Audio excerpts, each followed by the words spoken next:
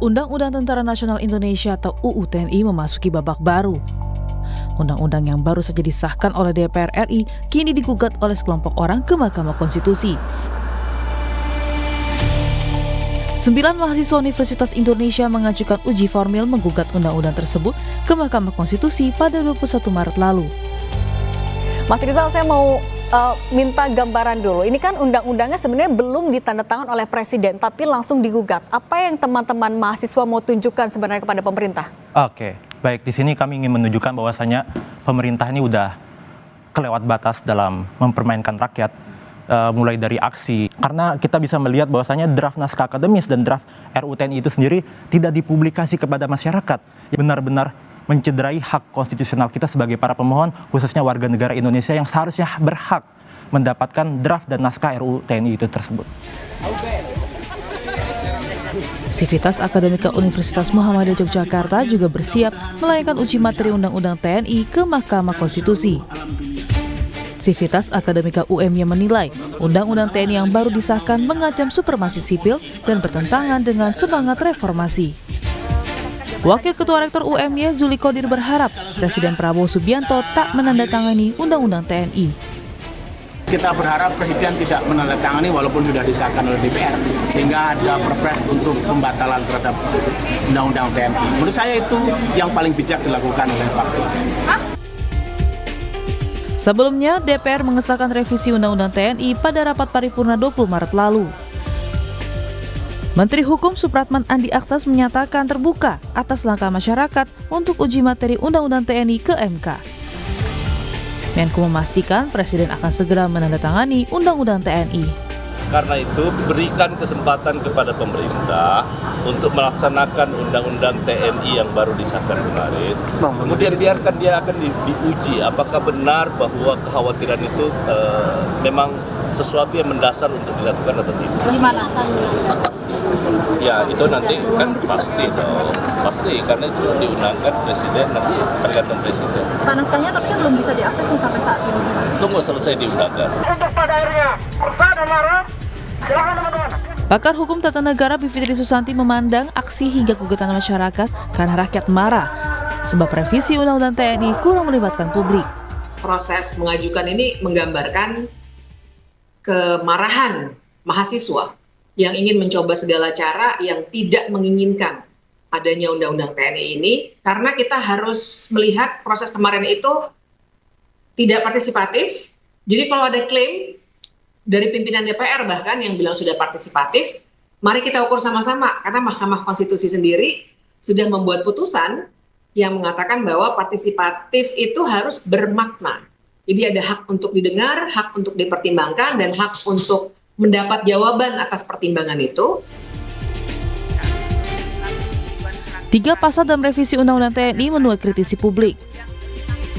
Di antaranya perihal kedudukan TNI dalam struktur pemerintahan, penambahan instansi bagi TNI bisa duduk di jabatan publik, dan usia pensiun TNI. Meski kini undang-undang tersebut masih menunggu ditandatangani oleh Presiden, sejumlah aksi penolakan terhadap Undang-Undang TNI masih terus bergulir. Tim Liputan, Kompas TV.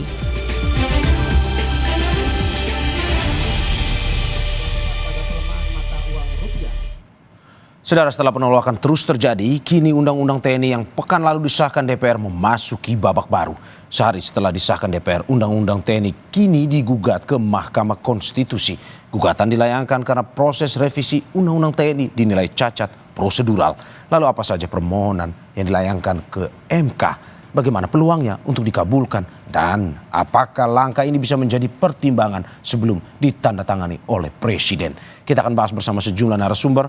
Secara daring ada perwakilan pemohon dari mahasiswa Universitas Indonesia, Muhammad Alif Ramadan. Mas Alif, selamat pagi. Selamat pagi, Mas. Terima kasih, Mas, sudah bergabung di Dialog Sapa Indonesia Pagi. Ada Hakim Mahkamah Konstitusi 2003-2006 yang juga bergabung bersama kita, Marwar Arar Sihaan. Selamat pagi, Bang Marwar Arar. Selamat pagi. Terima kasih sudah bergabung. Dan anggota Komisi 1 DPR fraksi PKB, Oleh Soleh. Selamat pagi, Bang Soleh. Selamat pagi, Bang.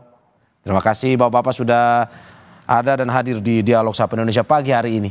Saya ke Mas Alif terlebih dahulu. Mas Alif, belum juga ditandatangani oleh Presiden. Tetapi teman-teman mahasiswa sudah menggugat Undang-Undang TNI ini ke Mahkamah Konstitusi. Apa saja isi gugatan yang bisa Anda sampaikan pada kita?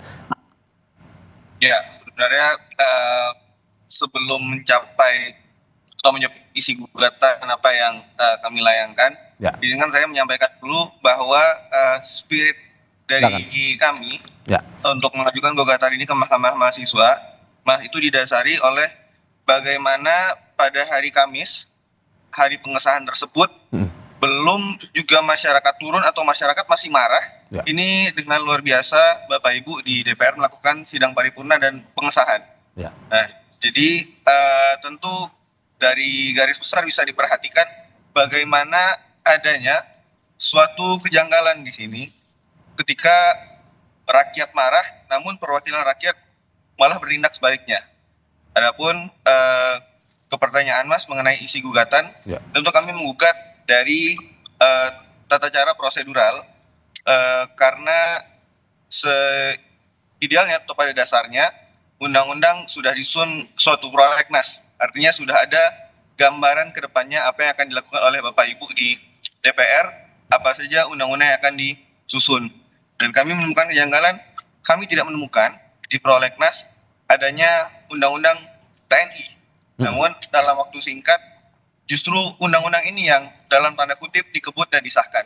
Mungkin demikian Mas untuk garis besar. Oke, jadi teman-teman mahasiswa dari alur revisi Undang-Undang TNI ini tidak melihat ada keterbukaan terhadap publik terkait dengan draft dan juga undang-undang untuk bisa dibaca oleh publik ya, akses oleh publik.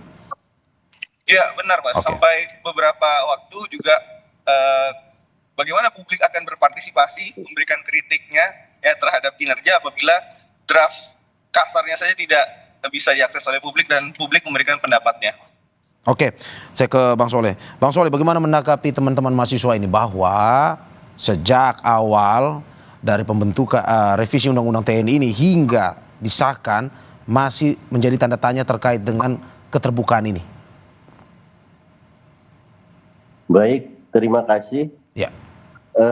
Perlu kami sampaikan bahwa undang-undang ini sudah dibahas pada periode yang lalu. Ya. Sesungguhnya. Ya. Nah, ini kan sudah hampir 6-7 tahun ya.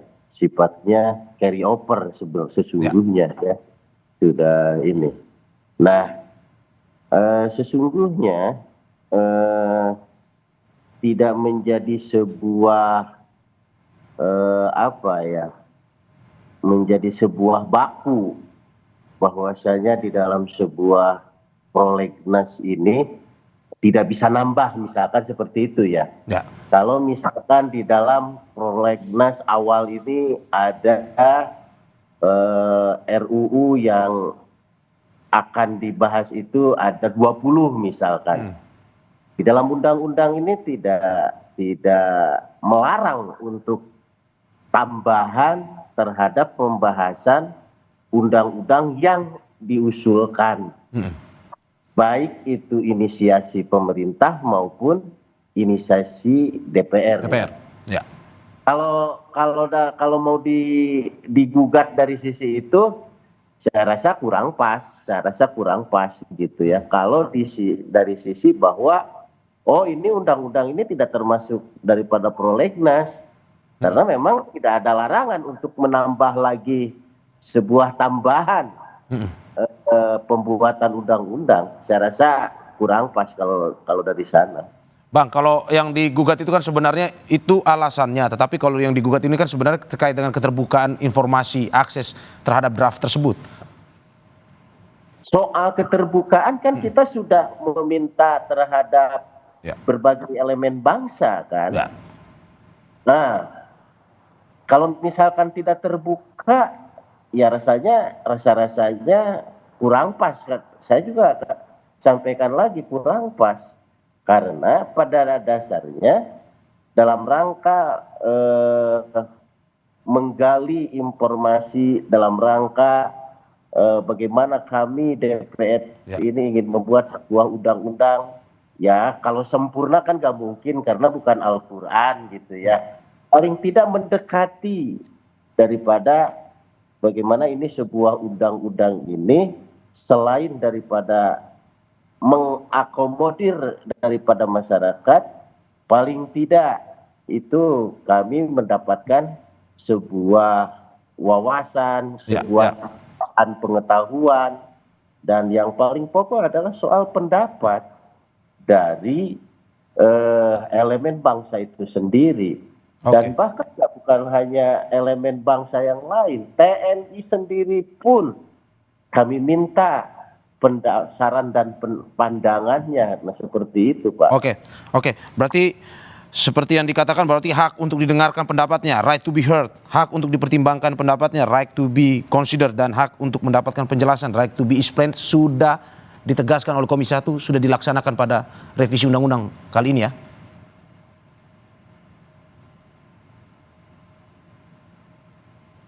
Bang Soleh? Ya. Ini ke saya atau ke siapa? Bang Soleh, ke Bang Soleh. Masih ke Bang Soleh. Rasa-rasanya ini apa ya? Kalau misalkan tertutup, nggak mungkin juga kami minta pendapat. Kan begitu, Pak. Kalau memang tertutup, ya kenapa kami juga terbuka kepada publik bahwasanya kami ada agenda pembahasan RUU tentang revisi undang-undang. Nah itu terkait validasi data, nah itu yang menjadi persoalan terkait validasi data yang didapat oleh publik. Apakah misalkan RUU-nya, draft RUU-nya itu yang beredar atau perbaikan pasca? Kami mendengarkan daripada pendapat dan masukan dari elemen bangsa itu sendiri. Nah, posisinya adalah ini kan dinamis, Pak. Dinamis kan RUU ini. Salah satu contoh yang dinamis begini, Pak. Di dalam RUU yang lalu yang beredar di masyarakat ini, salah satunya bahwa TNI dapat menduduki jabatan sipil tanpa harus nonaktif misalkan, tanpa harus pensiun. Nah, di perkembangannya kan kami minta pandangan daripada TNI. TNI sendiri sudah tegas bahwasanya pasal terkait penempatan TNI aktif pada posisi jabatan sipil itu harus pensiun. Nah itu kan sudah jelas gitu.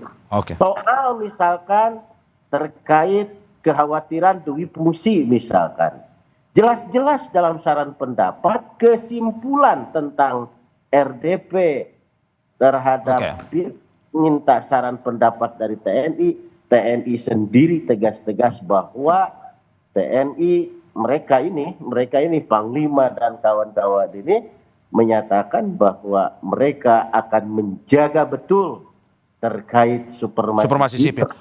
Saya ke Bang Marwar. Bang, bagaimana melihat revisi undang-undang TNI ini? Inkonstitusionalkah atau menurut Anda sudah sesuai aturan?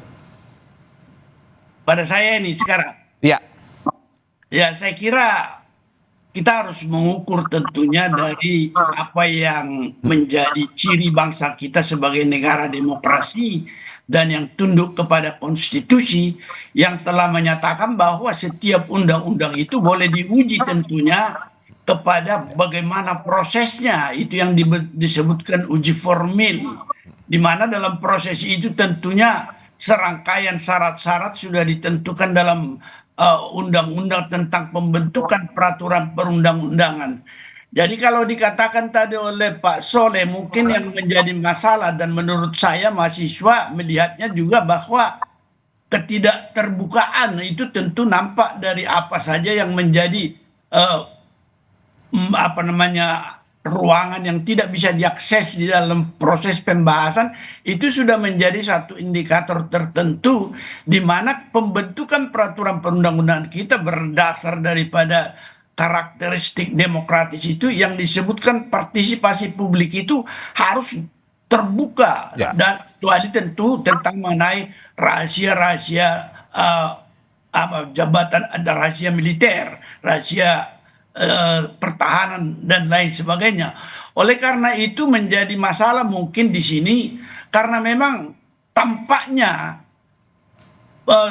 baik di dalam prolegnas dia dikatakan tadi bisa ditambah dalam hal-hal tertentu, bisa dalam yang ditentukan dalam undang-undang tentang peraturan perundang-undangan. Kalau belum tercantum dalam prolegnas itu apa syarat yang ada tentang itu untuk bisa dibahas di luar prolegnas, itu tentu Pak Soleh juga harus bisa melihat itu, sehingga oleh karena itu di samping tadi yang disebutkan partisipasi publik, juga syarat-syarat daripada suatu peraturan perundang-undangan yang sudah draftnya itu bisa dibaca publik, itu salah satu ciri daripada undang-undang, meskipun menyangkut undang-undang tentang TNI yang menyangkut kepentingan publik dan seluruh bangsa tentu tunduk kepada undang-undang peraturan perundang-undangan. Saya melihat bahwa mahasiswa maupun komponen-komponen bangsa yang mengkritisi tentang ini terlihat dari sisi apa yang disebutkan pembentukan peraturan perundang-undangan dari sudut proses dan formalitasnya. Ini barangkali yang menjadi titik pandang mereka. Oke, Pak Marwarar, pertanyaan selanjutnya, seberapa besar MK mengabulkan gugatan jika terkait dengan keterbukaan akses informasi publik tersebut terkait dengan RUU TNI ini? Seberapa besar peluangnya? Kalau kita melihat jurisprudensi, atau janganlah saya katakan jurisprudensi, mengacu kepada putusan Mahkamah Konstitusi terakhir tentang pengujian undang-undang Cipta Kerja itu, di mana partisipasi publik yang dikatakan sangat sedikit telah menyebabkan bahwa undang-undang itu dinyatakan inkonstitusional secara bersyarat, yaitu harus diperbaiki dalam jangka waktu 2 tahun misalnya dengan partisipasi publik. Jadi kalau misalnya undang-undang yang dibahas ini dan sudah disahkan oleh DPR ini berada dalam kategori seperti Undang-Undang Cipta Kerja, di mana definisi yang dikatakan meaningful participation daripada publik itu sangat terabaikan, saya menduga kalau misalnya netralitas atau imparsialitas MK demikian kokoh, itu dia tidak bisa melupakan putusan terdahulu, yaitu dalam Undang-Undang Cipta Kerja yang biasanya kita melihat itu sebagai suatu jurisprudensi. Oke, Pak, Anda mau bilang jika MK konsisten dengan keputusan waktu Undang-Undang Cipta Kerja kemarin, kemungkinan ini akan dikabulkan ya?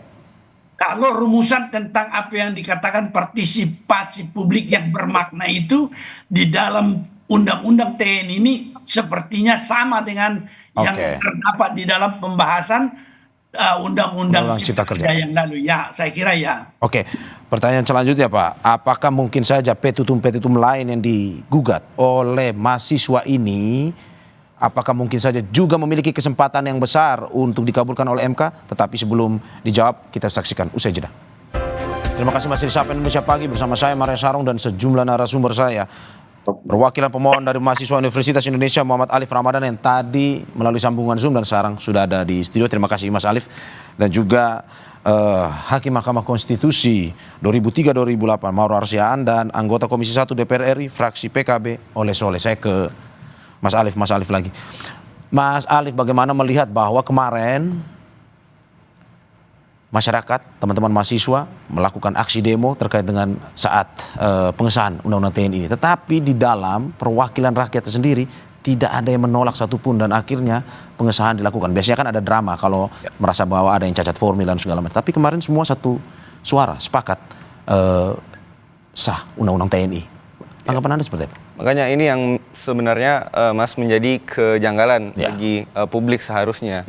Karena kalau berbicara tentang bagaimana masyarakat mahasiswa dan juga masyarakat sipil turun ke lapangan atau turun ke DPR dalam hal ini, kita pernah melakukannya dalam waktu dekat, dalam waktu akhir-akhir ini setidaknya itu yang paling besar 22 Agustus lalu. Kalau Mas masih ingat dengan peringatan darurat, kan? Dan di situ clear saya rasa rakyat bisa melihat hasilnya. Jadi bagaimana ada proses bagaimana rakyat berkumpul mendesak ya hingga akhirnya suatu kebijakan yang ingin disahkan hari itu tidak jadi karena rakyatnya marah. Nah, namun ini sangat berbeda sekali, Mas, yang kami perhatikan pada hari Kamis kemarin ketika disahkan, rakyat sudah berkonsolidasi bahasanya, sudah ada bahasa rakyat akan turun, rakyat marah, rakyat menuntut. Namun tiba-tiba dilaksanakan sidang paripurna itu pagi sekali. Rakyat sudah berkumpul, bahkan saya kalau Mas baca berita, rakyat ada yang sampai menginap untuk mengawal bagaimana marahnya mereka. Gitu. Namun sekonyong-konyong di sidang paripurna dikatakan bahwa apakah ada penolakan atau setuju semua? Ya setuju semua gitu. Jadi ini dalam pandangan logis saja sudah janggal sekali. Di mana rakyat, di mana stance perwakilan rakyat? Oke.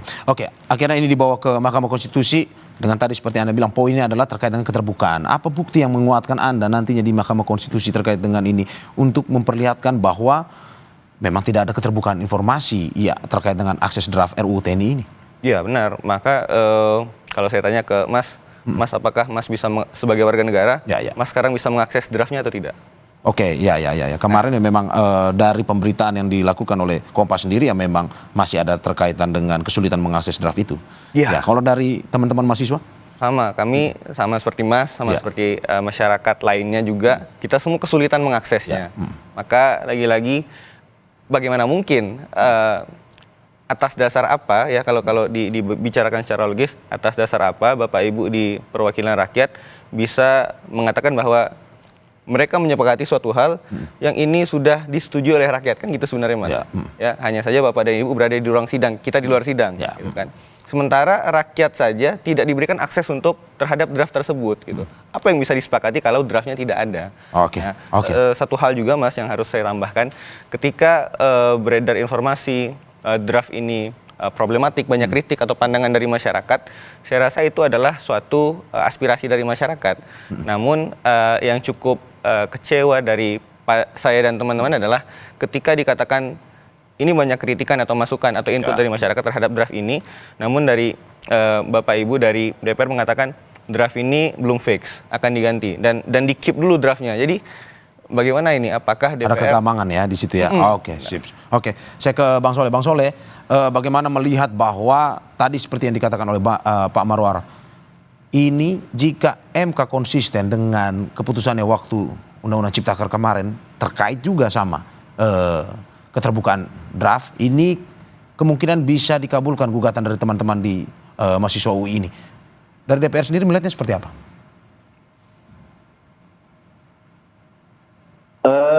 Pada dasarnya kami sependapat bahwa negara kita adalah negara demokratis. Dan ruang pengujian ini adalah terbuka bagi seluruh elemen bangsa. Dan MK punya kewajiban ya dalam hal ini ya, bagaimana pengujian ini betul-betul komprehensif ya, memiliki dasar-dasar yang konstitusional tentunya, dasar-dasar konstitusional. Dalil-dalil yang disampaikan oleh para pemohon tentu ini akan diuji oleh para hakim konstitusi. Cuma hanya saja barangkali ya kita berharap bahwa mahkamah juga objektif melihat terhadap undang-undang TNI ini ya. Nah, tidak ada lagi di mahkamah intervensi daripada siapapun, tekanan daripada siapapun, ya betul-betul objektif dalam rangka bagaimana menimbang dan memperhatikan daripada dalil-dalil yang disampaikan oleh pemohon. Secara prinsip DPR memandang bahwa ini adalah hak konstitusi elemen bangsa gitu, seluruh rakyat Indonesia, bahwa tempat sebagai sebagai protes, sebagai kekecewaan, tempat untuk menguji apakah sebuah undang-undang atau satu pasal atau beberapa pasal yang kira-kira merasa dirugikan atau ada yang tidak terlindungi misalkan dari undang-undang ini, ya MK rumahnya untuk memperbaharui gitu. Karena pada dasarnya putusan MK bisa jadi membatalkan undang-undang secara keseluruhan, bisa jadi juga membatalkan menerima sebagian gitu. Sementara sebagian yang lainnya masih tetap berlaku. Nah, seperti itu. Nah, kalau misalkan akan terhadap keseluruhan. Oke, Bang Soleh. Itu undang-undang itu sendiri. Sepertinya ada gangguan komunikasi, Bang Soleh, gangguan sinyal. Saya mohon bisa diulangi sedikit, Bang Soleh, terkait dengan tanggapan Anda.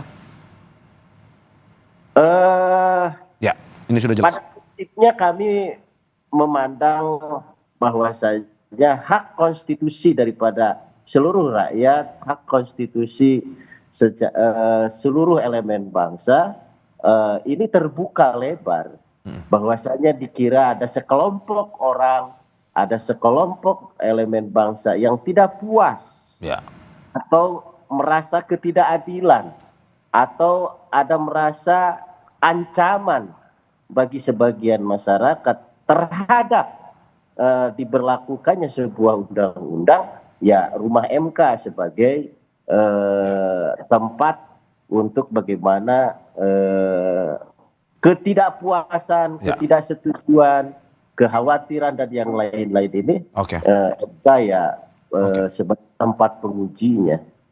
Oke. Saya ke Pak Marwarar. Pak Marwarar, bagaimana melihat ada banyak petitum yang dilayangkan oleh teman-teman mahasiswa ini? Apakah mungkin saja terkait dengan keterbukaan, akses, pun juga petitum lain punya kesempatan yang sama untuk bisa dikabulkan oleh Mahkamah Konstitusi? Ya, kalau dia dalam bentuk uji formil seperti ini, meskipun dengan banyak dalil, misalnya antara lain keterbukaan itu atau aksesibilitas itu yang merupakan salah satu kunci juga, dan juga barangkali banyak hal-hal lain yang menyangkut proses, mekanisme dan lain-lain sebagainya. Muara daripada uji formil itu kalau dia dianggap terbukti, maka seluruh undang-undang itu dinyatakan batal, ya kan? Tidak ada bagian tertentu. Saya kurang tahu bagaimana bentuknya petitum daripada permohonan pengujian ini, tetapi mungkin yang dimaksud tadi dalil-dalil itu banyak, tetapi intinya muara daripada suatu permohonan uji material adalah bahwa dinyatakan undang-undang itu bertentangan dengan Undang-Undang Dasar 1945 dan dinyatakan batal atau tidak mempunyai kekuatan hukum mengikat. Jadi secara menyeluruh, kalau dia misalnya menyangkut pasal-pasal tertentu, itu tentu sudah menyangkut uji material. Jadi saya melihat ini dari sisi uji formil, dilihat juga dari tenggang atau bukan masa pengajuan undang-undang ini dalam pengujian, ketika juga belum kita capai suatu kesimpulan apakah itu akan ditandatangani Presiden dalam jangka 30 hari, dan tidak juga ditandatangani 30 hari, dia sudah berlaku sah menurut undang-undang tentang pembentukan peraturan perundang-undangan. Sehingga oleh karena itu di dalam kerangka mengejar tenggat waktu yang ditentukan bagi suatu pengujian formal, kita melihat bahwa pengujian undang-undang ini diajukan oleh para mahasiswa ketika belum ada tanda tangan atau ketika belum lampau 30 hari sejak persetujuan bersama di DPR. Saya kira demikian pendapat saya. Pak Marwarar, bagaimana jika nantinya dikabulkan oleh MK? Apa proses selanjutnya? Dalam arti apakah memang nanti akan ada revisi kembali atau bagaimana sebenarnya? Ya, kalau suatu uji formil diterima, tentu undang-undang itu dari awal dianggap tidak ada, dia harus mulai dari prosedur yang awal.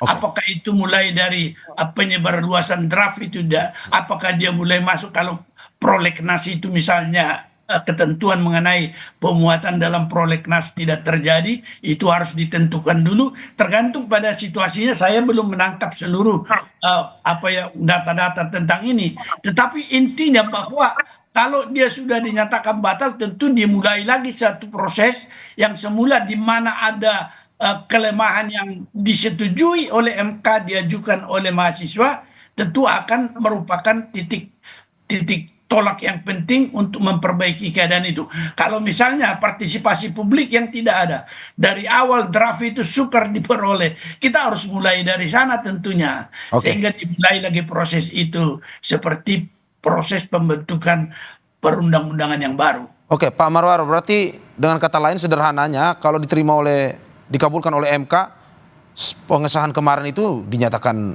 tidak sah dong, tidak batal. Ya kan sudah demikian adanya, karena pengujian formil itu adalah mengatakan undang-undang itu batal dan tidak sah begitu. Oke, saya ke Mas Alif. Mas Alif, persiapan apa yang dilakukan oleh teman-teman Universitas Indonesia yang melakukan permohonan ke Mahkamah Konstitusi? Ya, tentu banyaknya hal yang kami persiapkan. Sedikit bercerita, Mas, bahwa ini kan diketok hari Kamis begitu ya. Sementara permohonan dari kami masuk di hari Jumat. Jumat sehari setelah. Ya, artinya mungkin hanya 1 kali 24 jam setelah disahkan sudah diajukan ke Mahkamah Konstitusi. Persiapan dari kami tentunya adalah masih mengumpulkan fakta-fakta, ya. Tapi tentunya karena ini uji formil, ya, petitumnya adalah bagaimana seluruh prosedural ini kan hasil yang undang-undang itu ya menjadi tidak berlaku karena tidak sesuai prosedur. Hal-hal yang dipersiapkan tentunya adalah informasi-informasi, terutama terkait hal-hal yang pasti ada sanggahan. Ini sudah ada partisipasi publik, sudah ada keterlibatan masyarakat sipil gitu ya. Sampai mana, sejauh apa gitu. Karena itu tentu suatu hal yang kalau dibahasakan lagi-lagi, Mas, bagaimana ini DPR menyatakan sudah ada keterlibatan masyarakat. Sementara masyarakatnya di luar ketika hari sidang pengesahan. Jadi ya kalau singkat kata, apa yang sudah dipersiapkan, kami mempersiapkan pertama kajian secara teoritis pastinya, keilmuan, bagaimana prosedural pembentukan perundang-undangan yang benar, dan juga sebenarnya ini saya ingin mengutip atau membacakan sedikit pasal 23 ayat 2 dari Undang-Undang P3, Undang-Undang 12 tahun 2011. Jadi saya bacakan ayat 2, dalam keadaan tertentu DPR atau Presiden dapat mengajukan rancangan undang-undang di luar prolegnas, mencakup A, untuk mengatasi keadaan luar biasa, keadaan konflik atau bencana alam. Yang B, keadaan tertentu lainnya yang memastikan adanya urgensi nasional atas suatu rancangan undang-undang. Jadi ada poin keadaan luar biasa, keadaan konflik atau bencana alam. Maka inilah fakta yang coba kami telusuri, Mas, karena seperti yang Pak Soleh sampaikan tadi, boleh memang di luar prolegnas itu ada pengajuan suatu draft undang-undang, bahkan dengan mekanisme carryover itu dikenal, namun harus didefine juga kepada masyarakat, apa nih, bencana alam kah, keadaan luar biasa, atau keadaan konflik apa yang sedang menempa, ya, yang sedang menimpa, sehingga pemerintah memutuskan undang-undang TNI adalah solusinya dari keadaan tersebut. Oke, saya singkat saja Pak Marwar, terkait dengan apa mungkin usul Anda kepada teman-teman mahasiswa ini, dalam arti bahwa persiapan yang dia lakukan untuk pengajuan permohonan ke MK ini. Ya, saya kira kalau dari sudut uji formil tentu seluruh formalitas yang mungkin didalilkan itu harus dibuktikan oleh pemohon, yaitu dalam hal ini para mahasiswa. Oleh karena itu saya kira harus kerja keras menghimpun data-data. Kalau misalnya kita mengatakan dia tidak masuk dalam prolegnas, tentu saja Anda harus membuktikan apa daftar prolegnas yang sudah disetujui di masa lalu itu, dan kemudian kalau dia dari sudut partisipasi publik bisa mengukur seberapa jauhkah partisipasi publik untuk dikatakan sah di dalam satu negara demokrasi, bahwa rakyat sebenarnya yang paling menentukan, dia pemegang kedaulatan tertinggi. Dalam hal kita memberikan kuasa kepada wakil rakyat itu, pada titik akhir sebenarnya kendali ada pada rakyat itu sendiri ketika dia diperkenankan untuk maju sendiri di Mahkamah Konstitusi menguji karya daripada para wakil itu. Jadi tidak seluruh kewenangan rakyat berdaulat itu diserahkan kepada wakil. Barangkali ini juga harus dipersiapkan oleh para mahasiswa. Seberapa jauh bukti-bukti yang dihimpun ini, data-data ini bisa mendukung uji formili ini dari sudut partisipasi publik, dari sudut tadi adanya aturan-aturan pembentukan peraturan perundang-undangan yang tidak dipenuhi misalnya dalam prolegnas dan dalam keadaan-keadaan yang lain. Saya kira inilah data, ini kita perang data ini kalau sudah di Mahkamah Konstitusi. Ya, oke. Saya terakhir ke Bang Soleh. Bang Soleh, bagaimana melihat bahwa walaupun sudah disahkan, pro kontra masih terjadi, selain aksi demo pun juga aksi melalui gugatan hukum ke Mahkamah Konstitusi. Pak, bagaimana jika misalkan akhirnya dikabulkan, siap nggak DPR pada akhirnya membahas lagi revisi Undang-Undang TNI, terus juga tetap sesuai dengan aturan mengajak partisipasi publik untuk bisa menyusun revisi Undang-Undang TNI ini untuk ke depan kita harapkan TNI lebih profesional lagi dengan undang-undang yang direvisi ini. Dari Komisi 1 sendiri seperti apa? Saya akan mengomentari lagi soal bagaimana DPR ini boleh mengajukan lagi sebuah bahasan undang-undang di luar prolegnas yang sudah disepakati di dalam paripurna. Tadi adik kita mahasiswa menyampaikan bahwa alasan-alasan darurat dan yang lain-lain.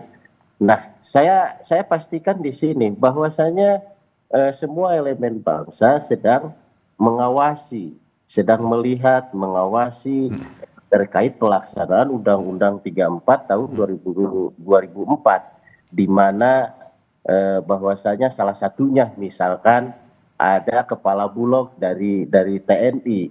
Ini kan masyarakat terus-terusan memprotes gitu ya, memprotes, tidak setuju, memperingatkan dan yang lain-lain. Nah, ini kan bahagian daripada dinamika publik yang sangat semakin hari semakin meruncing. Nah, ini kan perlu kepastian, Pak. Justru lahirnya revisi undang-undang ini adalah untuk memutus debatable ataupun konflik opini ataupun konflik kepentingan.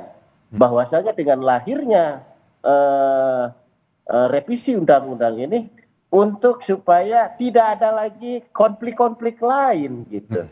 Ini sudah mempertegas bahwasanya duwi fungsi ABRI tidak diberikan celah, TNI tidak boleh lagi berbisnis, TNI juga tidak boleh ikut dalam politik praktis. Nah ini yang amanat masyarakat, amanat daripada reformasi yang di DPR kami jaga seperti itu.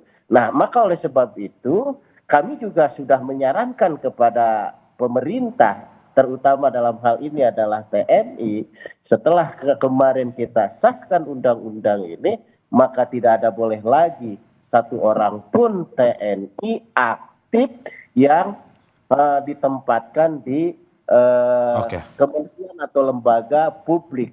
Kalaupun mau dipaksakan, itu dia harus tidak aktif. Pengecualiannya adalah 15 lembaga kementerian yang berhubungan dengan politik, hukum, dan keamanan negara Indonesia. Hanya itu saja.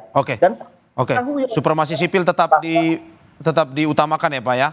Saya ke Mas Alif. Mas Alif, singkat saja terakhir, bagaimana melihat bahwa ini masih berlanjut? Harapannya teman-teman mahasiswa seperti apa, dan bagaimana seharusnya revisi Undang-Undang TNI ini poin-poin seperti apa yang paling penting sebenarnya untuk dimasukkan untuk mendukung profesionalitas TNI? Ya, yang pertama adalah kalau dari saya sampaikan tadi harus didefine dulu keadaan luar biasa, keadaan konflik atau bencana alam. Itu tidak terjawab saya rasa tadi. Tidak ada suatu bentuk informasi yang terbuka dari DPR, ada kondisi yang. Kemudian terkait poin-poinnya, kalau kita melihat secara objektif, ini berarti sudah ke material sedikit ya Mas ya. Memang ada beberapa poin yang bagus, sementara seperti pembatasan ya, tadi dikatakan Pak Soleh. Namun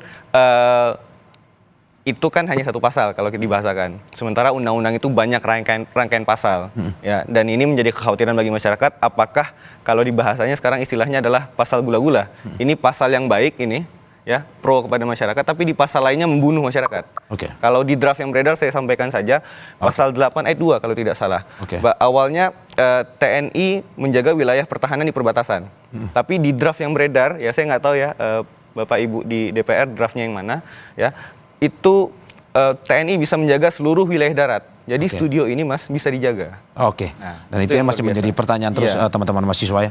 Terima kasih Bapak-bapak atas apa yang disampaikan pada pagi hari ini. Semoga apa yang disampaikan bisa memberikan masukan juga, dan juga kita masih menunggu terus hasil dari gugatan teman-teman mahasiswa terkait dengan Undang-Undang TNI di Mahkamah Konstitusi. Terima kasih Bapak-bapak, sehat-sehat selalu. Terima kasih. Ya.